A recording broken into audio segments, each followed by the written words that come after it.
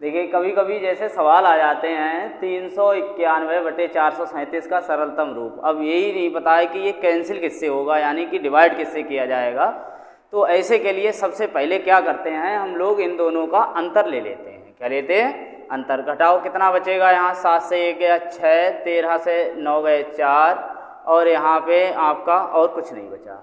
तो अब यहाँ से इसके जो आए शेषफल, इसे हम फैक्टर कर लीजिए। 2 दूनी 2 तियाँ, अर्थात हमें एक नॉन डिवाइजेबल नंबर यानी अभाज्य संख्या मिल जाएगी। वो कितनी मिल गई है? 23। अब ये देखो 2 से ये भी कैंसिल नहीं हो रहा है, 2 से ये भी कैंसिल नहीं हो रहा, अर्थात ये किससे कैंसिल हो जाएगा? 23 से कैंसिल हो जाएगा। तो देखिए जरा, 391/437, और इसे भी डिवाइड करेंगे 23 से और इसे भी 23 से।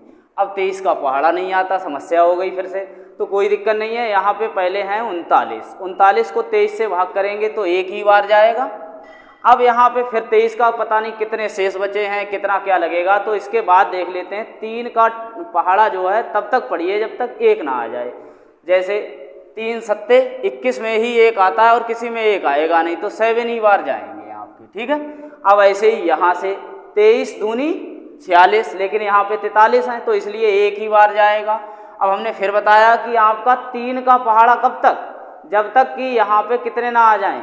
7। तो 3 नेम 27, यानी कि 9 ही आएगा। तो ये इसका सरलतम रूप हो जाएगा। अब जैसे ये लिखा है हमारे पास, दूसरा सवाल है 551/667। तो हमने पहले ही आपको बताया कि इनका क्या लेना है हमें? अंतर। तो अंतर कितना हो गया इनका? यहाँ से 6, 1 और यहाँ पे 1।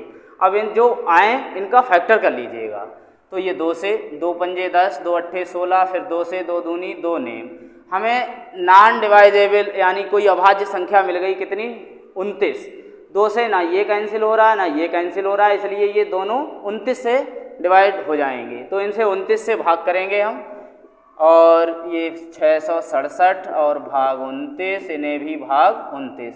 यहाँ करिएगा, 29 लगभग 30 के बराबर हैं।